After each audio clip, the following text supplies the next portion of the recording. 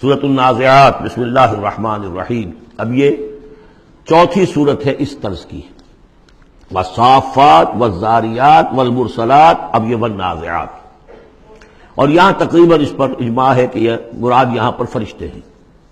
بسم اللہ الرحمن الرحیم والنازعات غرقا، قسم ہے ان فرشتوں کی کہ جو انسانوں کے جسموں کے اندر تیرتے ہوئے جاتے ہیں اور ان کی جانیں نکالتے ہیں۔ نزع کھینچنا، جان کھینچنے کے لیے، والنازعات غرقا، خود اندر گھس کر، ظاہر بات ہے کہ وہ فرشتہ ہے، بڑی لطیف اس کا وجود ہے۔ والنازعات غرقا، غوطہ لگا کر وجود میں سے، والناشطات نشطا، اور ایسا بھی ہے کہ جیسے گرہ کھول دی جائے، کھول دینے والی بات۔ یہ حدیث میں آیا ہے کہ مومن کی جان جب فرشتہ قبض کرتا ہے تو ایسے محسوس ہوتا ہے اسے کہ جیسے بند منہ تھا ایک مشک کا، اس میں سے ایک قطرہ نکل گیا بس۔ اور جب وہ جان کھینچتا ہے، روح قبض کرتا ہے کافر کی، تو جیسے کہ سیخ پر سے گرم کباب کھینچا جاتا ہے۔ تو یہ دو مختلف کیفیات، لیکن اس کا تعلق جسم والے معاملے سے نہ سمجھیے۔ آخری وقت عالم نزع تو بہت سے نیک لوگوں پر بھی سخت آ جاتا ہے، حضور پر بھی عالم نزع جو ہے وہ سخت آیا ہے، اور اس میں بار بار حضرت فاطمہ رضی اللہ تعالی عنہ رو دیتی تھی، واہ بتاؤ، ہائے میرے ابا جان کی یہ کیا کیفیت ہے، اور حضور فرماتے تھے کہ بیٹی آج کے دن کے بعد تیرے باپ کے لیے کوئی سختی نہیں ہے۔ تو ایک ہے ظاہری جسم کا معاملہ، ایک ہے اندر سے جب روح، جب وہ گرہ کھلتی ہے، اس وقت بالکل بندہ مومن کے لیے ایسے ہوگا جیسے کہ ایک جو قطرہ تھا بس بند مشک میں سے وہ نکل آیا۔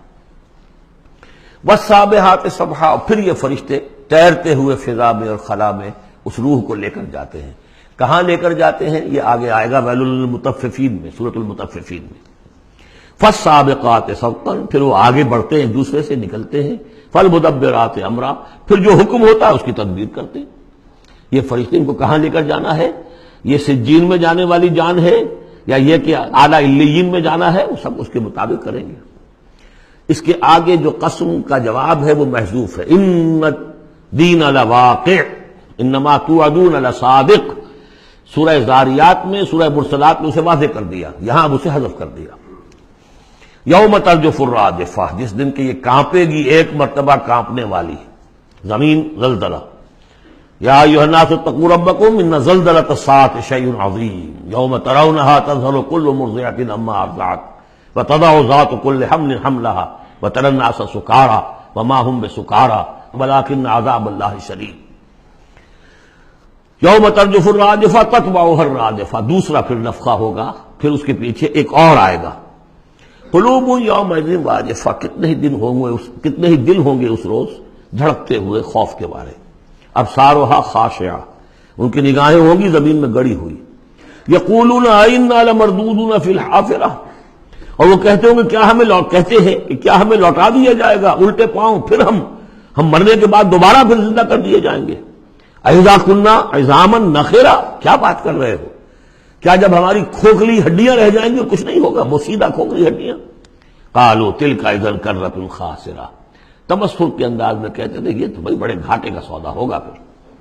فإنما هي زجرۃ واحدہ، تو یہ تو بس ایک ہی ڈانٹ ہوگی، وہ تیسرا جو نفخہ ہوگا، نفخہ جو ہے باس کا، ایک ڈانٹ۔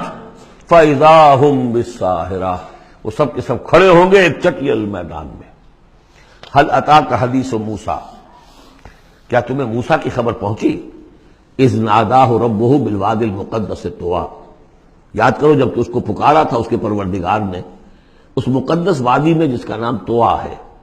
اب یہ کئی مرتبہ تفصیل سے ہم پڑھ چکے ہیں، لیکن اب دیکھیے کہ شروع میں یہ بات آ رہی ہے تو اتنی مختصر آ رہی ہے۔ ابتدائی صورتیں ہیں، ظاہر بات ہے چھوٹی صورتیں ہیں، ان میں تو آئے گا تو اسی اختصار کے ساتھ۔ اسی کی تفصیل ہے سورہ طٰہٰ میں ہے، سورہ قصص میں ہے، سورہ اعراف میں ہے۔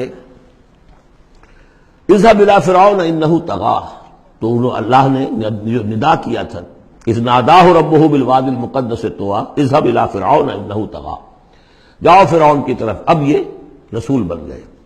انه طغى، وہ بہت سرکش ہو گیا ہے۔ فقل هل لك الى ان تزكى، اور جا کر کہو کہ بھائی ہے کوئی ارادہ تمہارا کہ تم اپنے آپ کو پاک کر لو، صاف کر لو۔ اپنے عقائد، اپنے خیالات، اپنے اعمال، اپنا کردار. وَأَهْدِيَكَ إِلَىٰ رَبِّكَ فَتَخْشَىٰ، اور میں تمہاری رہنمائی کروں تمہارے رب کی طرف تاکہ تمہارے اندر بھی خشیت پیدا ہو جائے، اللہ کا خوف، اللہ کا تقوی، اللہ کی خشیت. فَأَرَاهُ الْآيَةَ الْكُبْرىٰ، اور اس نے دکھایا اس کو بہت بڑی نشانی، یعنی جو معجزہ دے کر بھیجے گئے تھے، سانپ والا معجزہ وہ دکھایا. فَكَذَّبَ وَعَصَىٰ، لیکن اس نے جھٹلا دیا اور نافرمانی کی. ثُمَّ أَدْبَرَ يَسْعَىٰ، پھر اس نے پیٹھ موڑی کوشش کرتے ہوئے، بھاگ دوڑ کرتے ہوئے، یعنی تمام ملک سے تمام ماہر جادوگروں کو بلانے کے لیے. فحشر فنادى، اور پھر جمع کیا اپنی رعیت کو، اور اس نے پکار لگائی، ہانک لگائی. فقال انا ربکم الاعلی، میں ہوں تمہارا سب سے بلند مالک اور رب. اب دیکھیے اس کی معنی کیا ہے. یہاں پر اس کا یہ دعویٰ یہ نہیں ہو سکتا تھا کہ میں نے اس کائنات کو پیدا کیا یا تمہیں پیدا کیا. وہاں ایسے بھی بڑے بوڑھے ہوں گے جنہوں نے اسے پیدا ہوتے ہوئے دیکھا ہوگا، کب یہ جن کی ولادت شریفہ ہوئی تھی. مطلب کیا تھا؟ وہ جو کہ اس سے پہلے ہم پڑھ آئے ہیں. یہ ہے شرک، سیاسی شرک. حکومت میری ہے. الیس لی ملک مصر وہذہ الانہار تجری من تحتی، حکم دینے کا اختیار میرا ہے، میں جسے چاہوں دوں، جسے چاہوں روک دوں، جس کا جو چاہوں قانون بنا دوں. حاکمیت کا دعویٰ خدائی کا دعویٰ ہے. یہ دعویٰ تھا نمرود کا، یہ دعویٰ تھا فرعون کا. باقی خالق ارض و سما ہونے کا کسی کا دعویٰ نہیں تھا، بلکہ ان کے اپنے بھی تھے، معبود تھے. اس میں آیا ہے کہ کیا تم چھوڑے رکھو گے موسیٰ کو کہ چھوڑ دے تمہیں بھی اور تمہارے معبودوں کو بھی؟ یذرک و آلہتک، تو فرعون کے بھی آلہہ تھے. لیکن سیاسی شرک، اور یہ سیاسی شرک جس قدر گلوبلائز ہوا ہے آج کے دور میں، پورا گلوب اس شرک کے اندر مبتلا ہے. پاپولر سوورنٹی، پہلے وہ ٹنوں گندگی کسی ایک شخص کے سر پہ رکھی ہوتی تھی، فرعون صاحب کے سر پر رکھی ہوئی ہے وہ حاکمیت کی گندگی. اب انہوں نے کیا کہ اس کو تولا تولا، ماشا ماشا سب میں بانٹ دو. اور ابلیس کی مجلس شورا میں علامہ اقبال نے کس قدر خوبصورت تعبیر کی ہے، ہم نے خود شاہی کو پہنایا ہے جمہوری لباس، جب ذرا آدم ہوا ہے خود شناس و خود نگر. اسی کو بدل دیا، ہم نے شکل بدل دی ہے.